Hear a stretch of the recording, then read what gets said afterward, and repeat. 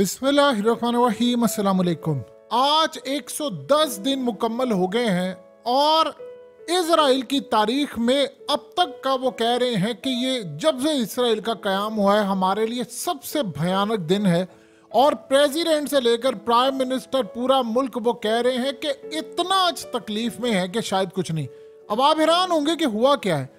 उन्होंने कहा कि एक बिल्डिंग थी जो कि गजा के अंदर थी, हम उस बिल्डिंग में हमारे 21 फौजी गए और उस बिल्डिंग को हमने डिमोलिश करना था, तबाह करना था और वहां पर जाकर वो सारा काम करे। लेकिन जैसे ही वो अंदर गए तो पता ये चला कि हमास ने वहां पर बारूदी डिवाइसेस रखी हुई हैं और वहां पर उनके पहुंचते ही उन्होंने गोले फायर किए, यानी जिस तरह उन्होंने मिसाइल छोटे फायर किए, रॉकेट मारे, आरपीजी मारे और उसके बाद वो बिल्डिंग पूरी एक उन्होंने कहा बहुत बड़ा धमाका हुआ और सारी की सारी बिल्डिंग कोलैप्स हुई और वो फौजियों के ऊपर आकर गिरी, सारे के सारे मारे गए। ये अब तक का वो कह रहे हैं सबसे बड़ा झटका है। आप इमेजिन कीजिए कि कितने उन्होंने कहे फौजी मारे गए।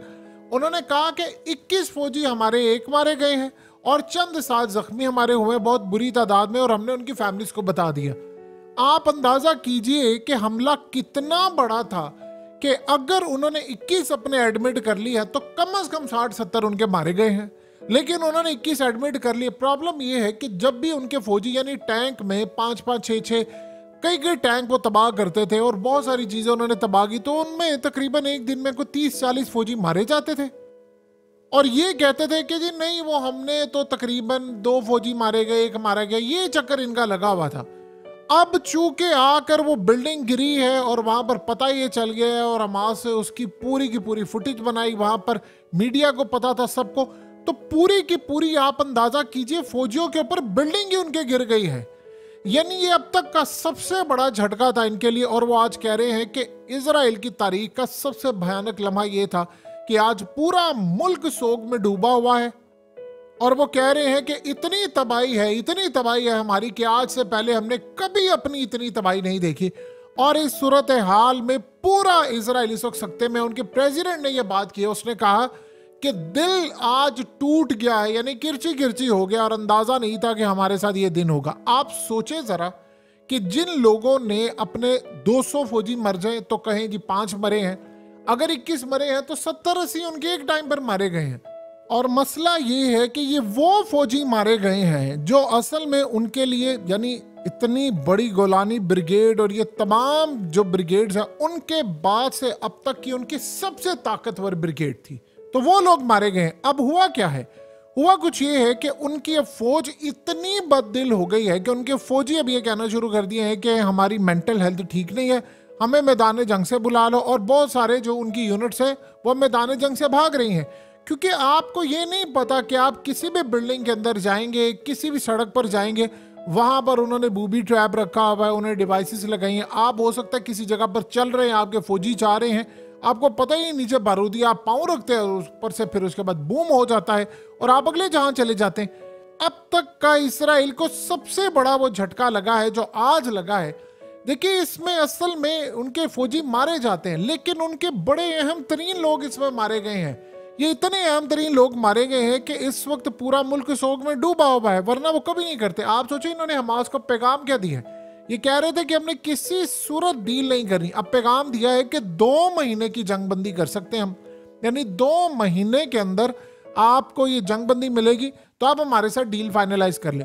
उन्होंने इनकार कर दिया, उन्होंने कहा जंगबंदी करनी है तो परमानेंट करनी है, क्योंकि उनको जो प्लान पता चला हुआ है कि इन्होंने आगे प्लान ये किया है कि कैदी छुड़वा ले, क्योंकि अब तो देखिए जवाज है कहीं ना कहीं, बाद में तो कैदी छोड़ दिए तो जवाज ही कोई नहीं पैदा होगा, फिर तो एक ही सूरत हाल होगी। उन्होंने असल में क्लियर कर दिया है कि हमने फलस्तीन की रियासत को रहने ही नहीं देना, ये बात उनकी तय हो चुकी है कि असल में इसीलिए तो वो बार बार ये बात कह रहे हैं। क्यों नहीं आ रहा इसराइल इस वक्त लड़ाई की तरफ? क्योंकि उसने प्लान बनाया है कि मैंने फलस्तीन सारा खाना है और उसको मैंने इसराइल में शामिल करना है। अब यहाँ पर आप अंदाजा कीजिए कि उनके फौजियों की हालत ये हो चुकी है कि यूनिट जो है वो मैदान जंग छोड़कर भाग रही हैं। आपको याद होगा कि हालिया उनकी एक तो गुलानी ब्रिगेड सारी मारी गई थी, उसके बाद भी उनके मारे गए कमांडर्स, उनके वो लोग मारे गए जिन्होंने आर्मी चीफ बनना था, बाद में जर्नैल बनना था, वो सारे मारे गए। लेकिन इसके बाद उनकी टॉप लेवल की करीम के साथ साथ 2 यूनिट्स ऐसी थी जिन्होंने लड़ने से इनकार कर दिया था और उनका कोर्ट मार्शल इन्होंने किया था, और वो भागना शुरू हो गए कि भाई हमने लड़ाई नहीं करनी, आपने हमें उस जंग में धकेल दिया है कि हमें भूतों के साथ लड़ाई करनी पड़ती है, और वो आते हैं, गायब होते हैं, मार जाते हैं, हमें पता भी नहीं चलता। और क्लेम क्या होता है? क्लेम इनका ये होता है कि जी हमने मार दिए, उनके फलाना मार दिए। अब सोचे जरा कि 110 दिन के बाद, छोटी बात नहीं होती 110 दिन, 4 दिन 5 दिन हो समझ आती है, 10 दिन के बाद पूरे 4 महीने होने वाले हैं, और 110 दिन आपके गुजर जाएं तो उस सारी सूरत हाल में आप ये कह लें कि हम जंग जीत नहीं रहे। आप सोचे ये मामला तो अजीब है। उधर हुआ ये है कि हमास को सपोर्ट मिल रही है इसराइल के खिलाफ बहुत ज्यादा। एक तो फौज यहाँ पर ये काम कर रही है, उधर से सपोर्ट उनको मिल रही है यमन की साइड से। यमन ने असल में अमेरिका का कल जो मिलिट्री शिप उड़ाया है, ये अब तक का सबसे अमेरिका को बड़ा झटका था। उसके साथ ही डेवलपमेंट ये हुई कि अमेरिका ने स्ट्राइक किया है यमन में जाकर, यानी अमेरिका की फौज यमन गई और यमन में जाकर उन्होंने स्ट्राइक कर दिया। बहुत बुरा स्ट्राइक किया उन्होंने, और कहा जी हमने 18 जगहों पर स्ट्राइक किया। यमन ने कहा कोई बात नहीं, हम बताएंगे आपको। उन्होंने कहा कि ये 18 के 18 स्ट्राइक का जवाब बरतानिया को देंगे और उसके साथ साथ अमेरिका को देंगे। उन्होंने कहा कि बहरीन, ऑस्ट्रेलिया और बहुत सारे ममालिक ने कहा जी हम साथ हैं अमेरिका के इस मामले पर। अमेरिका ने झुकेगा, हमने इनकी सपोर्ट से किया है, यानी कनाडा, ऑस्ट्रेलिया, बहरीन और उसके अलावा अमेरिका, बरतानिया और दीगर ममालिक। अब आप सोच लें जरा कि अगर ये सूरत हाल हुई है, क्योंकि हमला करने के लिए 2 मुल्क आए थे। अमेरिका ने पहले भी कहा था कि हमें सपोर्ट हासिल है, लेकिन हमला करने के लिए सिर्फ 2 मुल्क आए थे। इससे पहले कि वो उन बाकी ममालिक के शिप को भी उड़ाते, उन्होंने कहा नहीं कि हमने पता किया, तो उन्होंने कहा जी हम इसमें शामिल नहीं है। अमेरिका ने हमारा सिर्फ गलत नाम इस्तेमाल किया। तो आज भी अमेरिका ने उन सबका नाम इस्तेमाल किया, लेकिन हमले के लिए सिर्फ अमेरिका और बरतानिया के जहाज आए थे। तो आप अंदाजा कर लें कि सिर्फ बरतानिया के जहाज, अमेरिका के जहाज, अब इस सारी सूरत हाल में उन्होंने इनसे लेना है बदला। अब इसराइल की हालत इस वक्त इतनी ज्यादा खराब हो गई है, इतनी ज्यादा खराब हो गई है कि उनको ये अंदाजा नहीं है। उनको कई इलाके अब छोड़ने पड़े हैं। आप जानते हैं बहुत सारे जो इलाके हैं वो इसराइल अब छोड़ आए हैं। हमास ने इतना डोमिनेट कर दिया है कि बहुत सारे इलाके जो उन्होंने फतह किए हुए थे, अब उन इलाकों से पीछे हटना शुरू कर दिए। अब आप सोचेंगे कि फतह किए हुए इलाके, असल में वहां पर ठहरना उनके लिए मसला है। तो हमास ने वो स्ट्रेटजी अपनाई है जो अफगान तालिबान ने अपनाई थी, यानी इलाके जो हाथ से आपके चले जाते हैं तो फिर आप उनको रीटेक करते, आहिस्ता आहिस्ता करते करते। अफगानिस्तान में ये हुआ था कि अमेरिका ने सारा अफगानिस्तान एक ही झटके में फतह कर लिया था, यानी चंद दिनों में। ये चले गए थे पहाड़ों में, तो अमेरिका ने विक्ट्री डिक्लेयर कर दी। उसने कहा मैं चंद महीने यहाँ पर रहूंगा और फिर उसके बाद मैं चला जाऊंगा। जाना उसने कोई भी नहीं था, वो तो सिर्फ एक बहाना था। अब हुआ ये कि अफगान तालिबान ने फिर आहिस्ता से इन पर हमले शुरू कर दिए, लड़ाई शुरू हो गई। करते करते आज ये इलाका इनके हाथ से ले लिया, बड़े शदीद हमले। वो करते करते उन्होंने पूरा अफगानिस्तान 21-22 साल में वापस ले लिया। इनका मामला डिफरेंट है, स्ट्रेटजी वही है, लेकिन ये चीज बड़ी डिफरेंट है। सोचे आपकी फौज ने जो इलाके फतह किए थे गजा के, उनमें से कुछ इलाके आपको छोड़ने पड़े हैं। उसकी वजह यह है कि जो उनके फौजी हैं वो बददिल हो गए, वो रो रहे हैं, वो चीख रहे हैं। उन्होंने अपने प्यारों की लाशें उठाई हैं, उनके जनाजे उठ रहे हैं, और वो जाकर, आप सोचें ऐसी भी सूरत हाल है कि अब वो जनाजे की जो तकरीब होती है वो भी खुफिया कर रहे हैं। वो इसलिए खुफिया कर रहे हैं, वो कह रहे हैं कि हालात इतने ज़्यादा ख़राब हो गए हैं कि हमें ख़तरा है कि उनके ऊपर भी हमला हो सकता है। देखिए अभी तक एक बात ज़हन में रखिएगा, हमास ने कहा कि हमने आम लोगों से हमारी कोई लड़ाई नहीं होती, हम मिलिट्री के ऊपर हमले करते हैं क्योंकि हमारा, वो कहते हैं मदद इजाज़त नहीं देता। तो अब इस सारी सूरत हाल में हो सकता है कोई ऐसा हमला कर दे और नाम उन पर लगा दे। बड़ी डेवलपमेंट है, बहुत बड़ी डेवलपमेंट इस वक्त ये हो रही है कि हालात इनके कंट्रोल से मुकम्मल तौर पर बाहर हो गए हैं, और इन्होंने इस पोजीशन में फैसला ये किया है कि इससे पहले कि सारी की सारी फौज हमारी हाथ खड़े कर दे, हम उन इलाकों से ऐसे ऐसे वापस आएंगे। अब होता क्या है कि आप जब उन इलाकों से वापस आते तो इसका मतलब है कि वो गजा पूरा जो आपने फतह करना था वो करते करते करते आपको अब इलाके छोड़ने पड़े हैं, और फौजी कई वैसे छोड़कर भाग रहे हैं। हथियार, डाटा, चीजें उनके हाथ में लगना शुरू हो गई है, और अमेरिका को तो ये बात हजम नहीं हो पा रही कि ये इस सारे मामले पर हमें आपने आगे लगा दिया, जंग में यमन से लड़ाई करवा दी, और उधर आपके साथ ये हाल हुआ। दूसरी सबसे बड़ी बात यह है कि इतनी बड़ी एक्यूरेट इंफॉर्मेशन मिलना कि ये फौजी यहाँ पर आएंगे। असल में जितने गजा के अंदर इलाके हैं, हमास ने ऐसी प्लानिंग की हुई है कि ये कह रहे हैं कि 800 किलोमीटर या 1000 किलोमीटर तक की रेंज की सुरंगें हैं। पहले इन्होंने कहा था कि 100-200 किलोमीटर है, पहले तो उनको खैर पता ही नहीं था। फिर इन्होंने कहा नहीं 300-400 है, फिर 600 पर आए, अब वो कह रहे हैं 800 पर। हो सकता है वो 1500 किलोमीटर दूर तक सुरंगें हो, इनको ना पता हो। तो इस सारी सूरत हाल के अंदर अब जो मामला सामने आ रहे हैं वो तो इनके कंट्रोल से बाहर हो गए। इन्होंने कहा कि हम हालात के ऊपर कंप्रोमाइज नहीं करेंगे और चीजें मुकम्मल तौर पर हमारे इख्तियारात में अब नहीं रहेंगी। सो आने वाले वक्त के अंदर इस वक्त चीजें ये इंडिकेट कर रही हैं कि मामलात इजराइल के हाथ से निकल गए हैं। और एक से बड़ी अजीब बात हो रही है कि बहुत बड़ी तादाद के अंदर जो फौज है वो घरों में जाने की बजाय हस्पतालों में जाना शुरू हो गई है। उनके दिमाग काम नहीं करे और खौफ इतना ज्यादा है। देखिए, एक तो चीज ये है कि आप जब मासूमों को मारते हैं तो फिर उनका बदला लिया जाता है। अब जब बदला लेते हैं, अब ये नहीं पता कि उनको क्या उनकी ये, इसमें से कई फौजियों ने यहाँ तक कहा है कि हमें उनकी रूहें रात को आकर सताती हैं। देखिए, अब इसको कोई एक इंसान कैसे डिफाइन कर सकता है कि क्या मामला है। उनके फौजी जो हैं उन्होंने आकर कहा है कि मैंने बहुत सारे लोगों को मारा। अब उसकी फैमिली जो थी उसकी रूहें रात को आती हैं जब मैं सो रहा होता हूँ और मुझे आकर वो तड़पाती है और मैं सारी सारी रात सो नहीं पाता। मैं लोगों को मारता हूँ, मुझे ये समझ नहीं आ रही मैं करूँ क्या। अब इस सारे मामले पर आप जरा अंदाजा कर ले कि क्या सूरत हाल इनकी पेश आई है कि इनको बड़ी खतरनाक सिचुएशन का इस वक्त सामना है।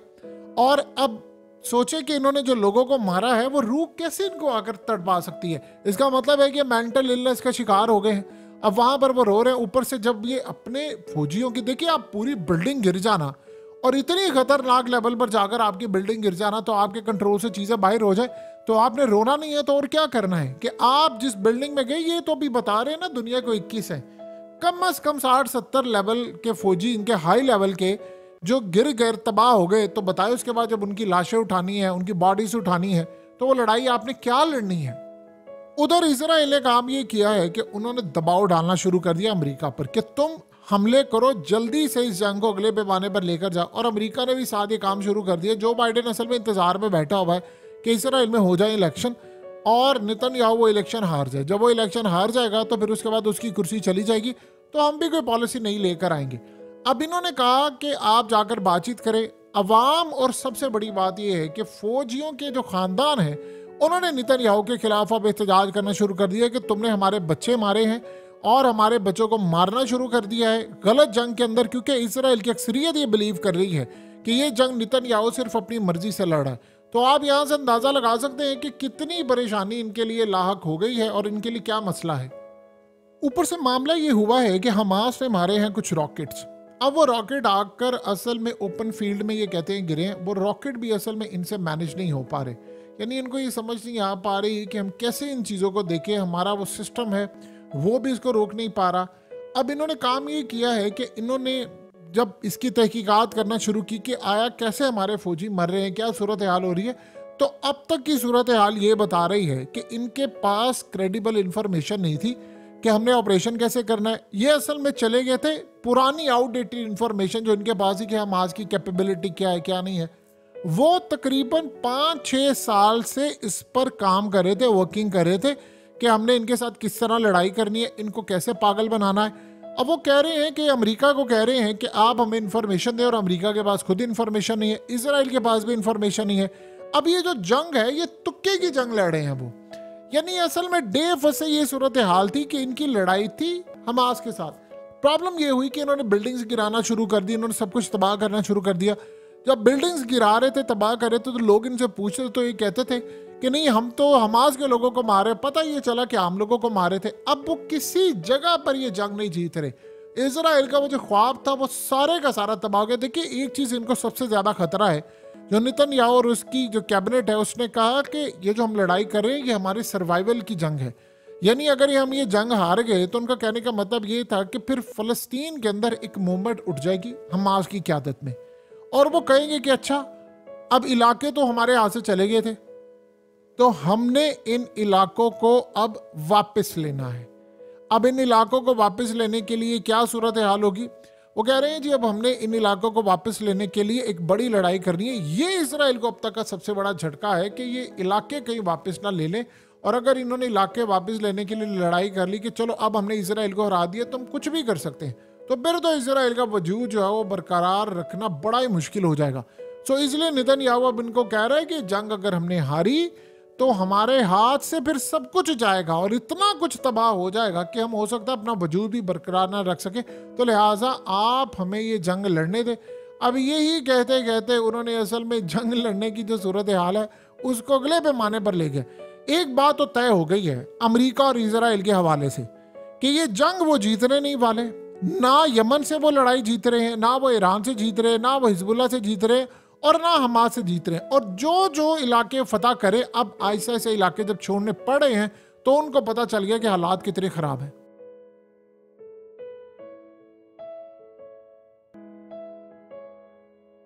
हकीकत टीवी को सब्सक्राइब करना मत भूलें, वीडियो को लाइक करें, शेयर करें और कमेंट सेक्शन में अपनी राय का इजहार जरूर करें।